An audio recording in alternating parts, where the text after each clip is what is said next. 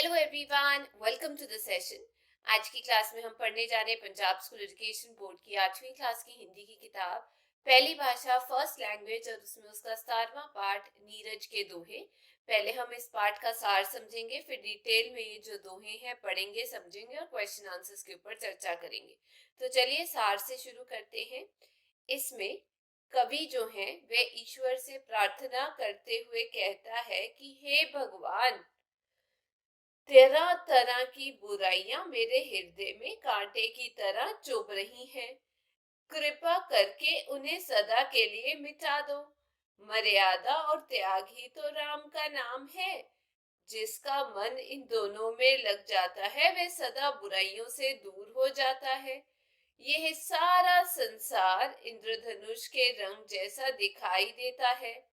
ये बाहर से अलग अलग तरह का दिखाई देता है, पर इसके अंदर तो परमात्मा का एक स्वरूप ही विद्यमान है। लालच का भाव कभी दान नहीं करने देता और गुस्सा मनुष्य को ज्ञान से दूर करता है। इन दोनों से जब मुक्ति मिल जाती है तभी अपनी पहचान बनती है। धन केवल साधन है, ये मनुष्य के जीवन का अंतिम लक्ष्य नहीं होता। यदि जीवन का लक्ष्य केवल धन बन जाएगा तो ये तुच्छ और व्यर्थ हो जाएगा। हम मनुष्य कितना लंबा जीवन जीते हैं इसका कोई अर्थ नहीं है। वास्तविकता तो इस बात में है कि हम किस प्रकार जीवित रहते हैं। इस संसार के सारे देश अपना अपना स्वार्थ पूरा करते हैं। केवल भारत देश ही ऐसा है जो प्राणी मात्र के लिए प्रयत्न करता रहता है। जो हाथ दूध पिलाते हैं शाम तो उन्हें भी डसता है। आप कुछ भी कर लीजिए, दुष्ट व्यक्ति कभी भी अपनी दुष्टता नहीं छोड़ सकता। अच्छा व्यक्ति हर स्थिति में अपने गुणों को ही प्रकट करता है। आप किसी फूल को तोड़ो या मसल डालो, पर बदले में वे सदा सुगंध ही देता है। जिस घर में मां निष्ठावान होती है और इसे किसी भी तरह पिता विश्वास का रूप बन जाते हैं, वहां सदा प्रेम, शांति और सुख ही निवास करते हैं।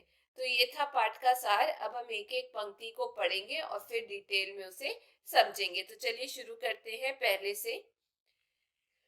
मेरे विषय विकार जो बने हृदय के शूल, हे प्रभु मुझ पर कृपा कर करो उन्हें निर्मूल। अब इसमें विषय विकार का मतलब होता है लोभ, मोह, अहंकार वगैरह विषय वासनाएं। वैसे ही शूल का मतलब होता है कांटा, या आप कह सकते हैं चुभन। उसके बाद है प्रभु। प्रभु का मतलब होता है भगवान। और कृपा का मतलब होता है दया करना। निर्मूल का मतलब होता है बिना जड़ का, या आप बिना कह सकते बिना कष्टों या दुखों का। ठीक है, तो ये जो दोहा है इसमें कवि ने ईश्वर से प्रार्थना की है कि वे उनके हृदय को विकारों से रहित बनाए। कवि कहता है कि हे भगवान, मेरे हृदय में तरह तरह के विषय विकार कांटा बनकर चुभे हुए हैं। लोभ, मोह, अहंकार आदि बुराइयां मेरे भीतर छुपकर मुझे सदा कष्ट देते रहते हैं। आप कृपा करके मेरे इन कष्टों और दुखों को सदा के लिए दूर कर दीजिए। भाव है कि कवि अपने जीवन को विषय विकारों से मुक्त करना चाहता है, जिससे हृदय में पवित्रता का भाव बना रहे। मतलब कवि ने ईश्वर से प्रार्थना की है कि वह उसे तरह तरह की बुराइयों से दूर रखे। आगे, मर्यादा और त्याग का एक नाम है राम। उसमें जो मन रम गया रहा सदा निष्काम। अब इसमें मर्यादा का मतलब होता है सदाचार। वैसे ही इसमें रम गया का मतलब होता है लग गया। निष्काम का मतलब होता है इच्छा से रहित।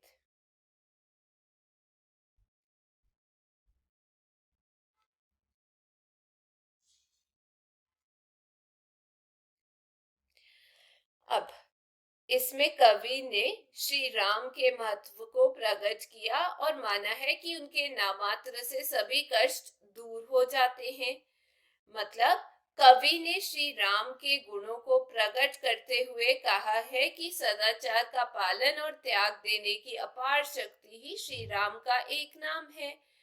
जो भी प्राणी उस नाम में एक बार लीन हो गया वह सदा सदा के लिए किसी भी प्रकार की इच्छा से रहित हो गया। भाव है कि श्री राम की भक्ति का फल भक्त को यही मिलता है कि उसकी सभी इच्छाएं अपने आप ही पूरी हो जाती हैं, वह किसी अतिरिक्त इच्छा को प्रकट ही नहीं करता। मतलब कवि ने श्री राम के प्रति आस्था और उनकी अपार शक्ति को प्रकट किया है। अगला, इंद्रधनुष के रंग सा जग का रंग अनूप, बाहर से दिखे अलग भीतर एक स्वरूप। अब इसमें जग का मतलब होता है संसार, अनूप का मतलब होता है बेजोड़ या आप कह सकते हैं अति सुंदर।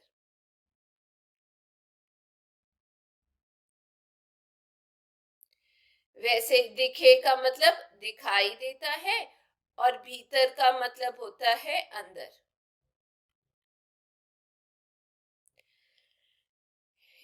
ये जो पंक्तियां हैं इसमें कवि ने ईश्वर के द्वारा बनाई इस सृष्टि के अद्भुत रूप को प्रकट किया है। और कवि कहता है कि ये संसार इंद्रधनुष के 7 रंगों की तरह अति सुंदर और अनोखा है। इसमें पूरी तरह से सुंदरता छिपी हुई है। ये बाहर से अलग तरह का दिखाई देता है, पर इसके भीतर ईश्वर का एक स्वरूप ही विद्यमान है। भाव है कि माया से युक्त इस सतरंगी दुनिया की रचना करने वाले ईश्वर ही हैं। कवि ने ईश्वर के प्रति अपनी आस्था को व्यक्त किया है। आगे चलते हैं। लोभ न जाने दान को, क्रोध न जाने ज्ञान, हो दोनों से मुक्ति जब हो अपनी पहचान। अब इसमें लोभ का मतलब होता है लालच, वैसे ही क्रोध का मतलब होता है गुस्सा, और मुक्ति का मतलब होता है छुटकारा।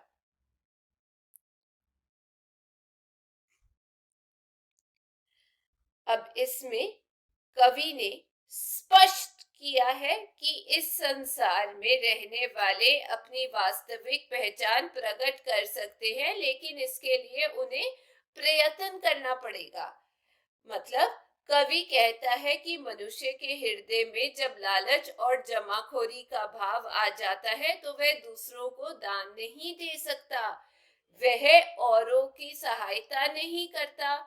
गुस्सा करने पर वह अपना ज्ञान भूल जाता है, वह अज्ञानी और मूर्ख सा व्यवहार करने लगता है। जब लालच और गुस्से से वह मुक्ति पा जाता है तो वह अपनी पहचान बना पाता है। भाव है कि अवगुणों के समाप्त होने के बाद ही वह समाज में अपना नाम और पहचान को बना सकता है। मतलब कवि ने जीवन की वास्तविकता को इसमें प्रकट किया है। अगला, पांचवा, धन तो साधन मात्र है, नहीं मनुज का ध्येय, ध्येय बनेगा धन अगर जीवन होगा है। अब इसमें धन का मतलब होता है पैसा, दौलत या संपत्ति। मात्र का मतलब होता है केवल। वैसे ही मनुज का मतलब होता है मनुष्य। ध्येय का मतलब होता है उद्देश्य।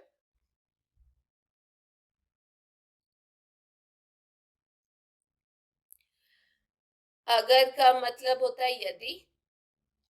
हे का मतलब होता है हीन या आप कह सकते हैं तुच्छ। अब इसमें कवि ने इसमें धन को मनुष्य की आवश्यकता तो माना है, लेकिन उसे अपना सब कुछ ना मानने की शिक्षा भी दी है। और कवि कहता कि हम सब मनुष्यों के लिए धन केवल एक साधन है, ये किसी भी प्रकार से मनुष्य के जीवन का उद्देश्य नहीं है। यदि धन संपत्ति को जीवन का उद्देश्य मान लिया तो हमारा जीवन हीन हो जाएगा, वह व्यर्थ हो जाएगा। कवि का भाव है कि मनुष्य के जीवन में धन का महत्व अवश्य है, पर वह उसका उद्देश्य नहीं मान लिया जाना चाहिए। इसमें कवि ने मानव जीवन में धन की स्थिति को प्रकट किया है, जो किसी भी प्रकार सब कुछ नहीं माना जाना चाहिए।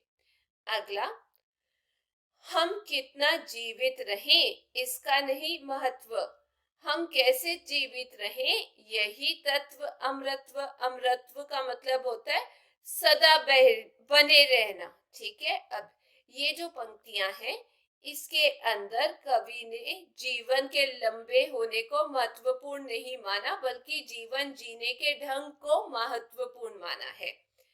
मतलब कवि कहता है कि मनुष्य के जीवन में इस बात का महत्व नहीं है कि हम कितना लंबा जीवन जीते हैं, हम किस प्रकार जीवित रहते हैं यही महत्वपूर्ण है, और यही किसी व्यक्ति के अमरत्व तत्व को प्रकट करता है। भाव है कि छोटी सी अच्छे ढंग से जी हुई मानव की जिंदगी लंबे जीवन से कई गुना अच्छी होती है, जो उसे सेवा, कल्याण, भक्ति और श्रेष्ठता के कारण समाज में ऊंचा नाम प्रदान कर देती है। उसके मर जाने के लंबे समय बाद भी उसका सम्मान पूर्वक नाम लिया जाता है, उसे याद किया जाता है। मतलब कवि ने मनुष्य को जीवित अवस्था में श्रेष्ठ कार्य करने की प्रेरणा देते हुए लंबे जीवन को महत्वपूर्ण नहीं माना है। अगला, अपना ही हित साधते सारे देश विशेष, सब भूत हित रत सदा वो भारत देश। अब इसमें हित का मतलब होता है भला, या आप कह सकते हैं कल्याण। सर्वभूत हित रत का मतलब सबके कल्याण में जो लीन होता है, और सदा का मतलब होता है हमेशा। ठीक है, अब ये जो पंक्ति हमने पढ़ी है, इसमें कवि ने भारत देश की महानता को या महत्ता को प्रकट किया है, और माना है कि वह अपने गुणों के कारण अन्य देशों से भिन्न है, अलग है। और कवि कहता है कि संसार के अन्य देश विशेष रूप से अपने स्वार्थों को पूरा करने के लिए ही कार्य करते हैं, वे केवल अपना ही हित साधते हैं, वे दूसरे देशों के कल्याण की बात नहीं सोचते। वह केवल भारत देश ही है जो सदा सबके कल्याण के लिए कार्य करने में लगा रहता है। मतलब ये कवि ने भारतवासियों की परोपकारिता और कल्याणकारी प्रकृति को प्रकट किया है। अगला, दूध पिलाए हाथ जो, डसे उसे भी सांप, दुष्ट न त्यागे दुष्टता, कुछ भी कर ले आप। अब इसमें डसे का मतलब होता है डसना या डंक मारना, त्यागे का मतलब छोड़े, और वैसे ही दुष्टता का मतलब होता है बुराई। कवि ने दुष्ट स्वभाव वाले व्यक्ति के बारे में अपने इसमें भाव प्रकट किए हैं, और कवि कहता है कि सांप उस हाथ को भी डस लेता है जो उसे दूध पिलाता है, वह उसके प्रति भी अहित ही करता है जो उसे जीवन देना चाहता है। दुष्ट प्राणी कभी भी अपनी दुष्टता को नहीं छोड़ता, चाहे कोई उसके हित के लिए कुछ भी कर ले। भाव है कि दुष्ट व्यक्ति किसी भी अवस्था में अपनी दुष्टता को नहीं त्यागता, वह किसी का कैसा भी एहसान नहीं मानता, चाहे कोई कुछ भी कर ले। कहने का मतलब कवि ने दुष्ट स्वभाव वाले प्राणियों के स्वभाव का सटीक चित्रण किया है। अगला, तोड़ो मसलो या कि तुम उस पर डालो धूल, बदले में लेकिन तुम्हें खुशबू ही दे फूल।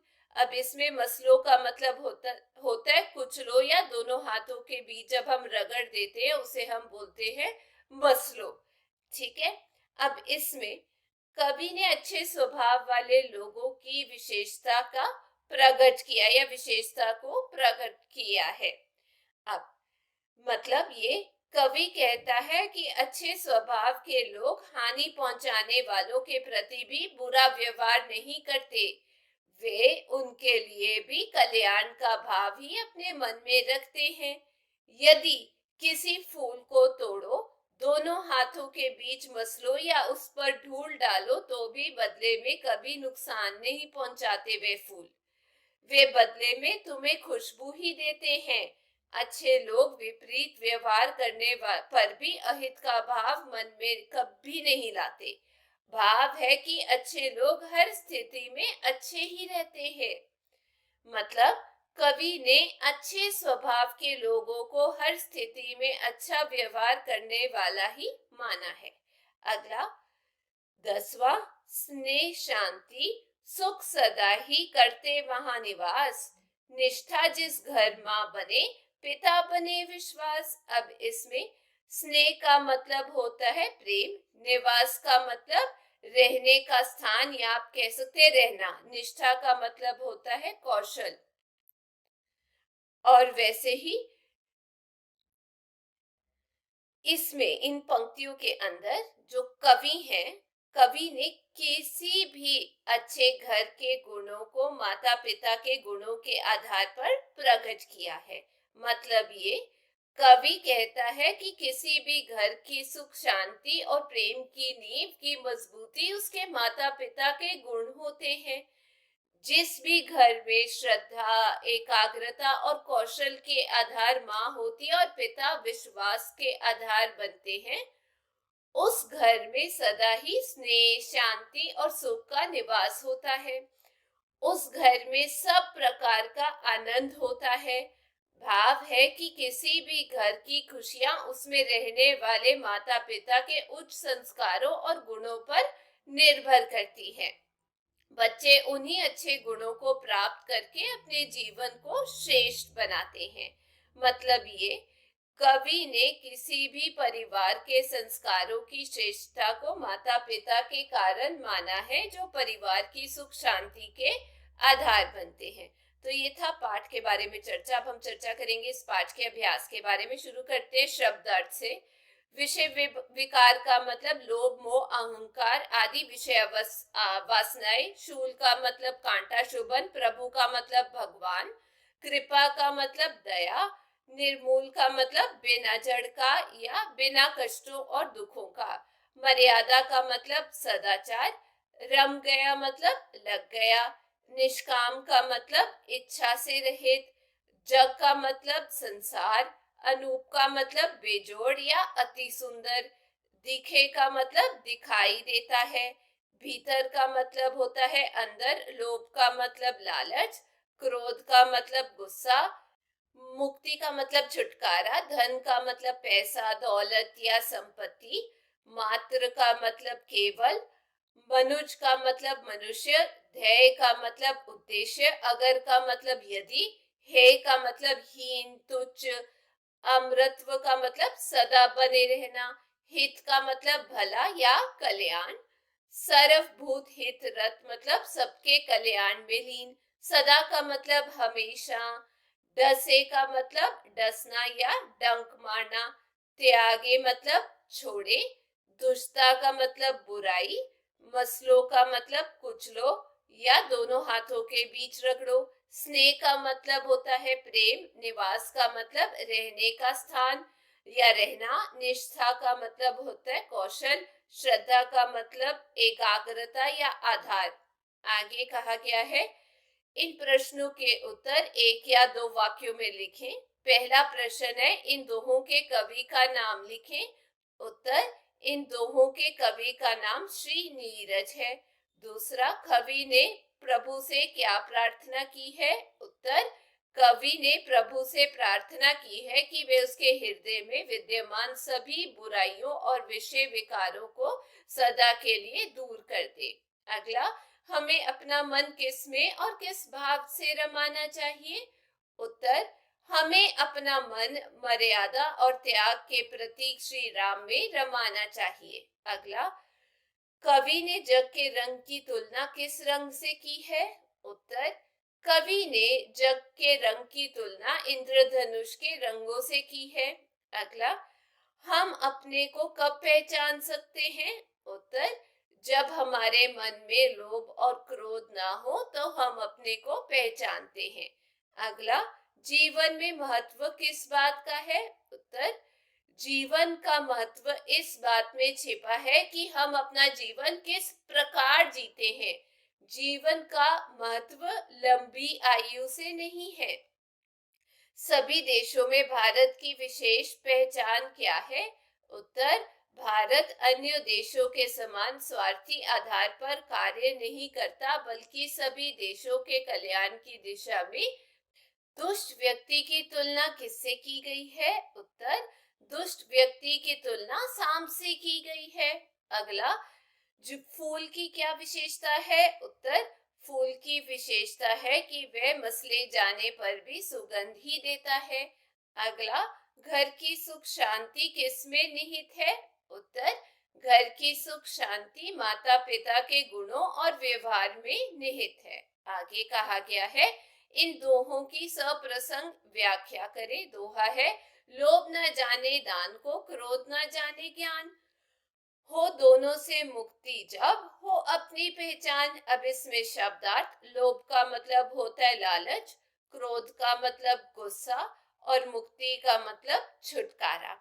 प्रसंग है, प्रस्तुत दोहा हमारी पाठ्य पुस्तक में संकलित पाठ नीरज के दोहे से लिया गया है। कवि ने स्पष्ट किया है कि इस संसार में रहने वाले अपनी वास्तविक पहचान प्रकट कर सकते हैं, लेकिन इसके लिए उन्हें प्रयत्न करना पड़ेगा।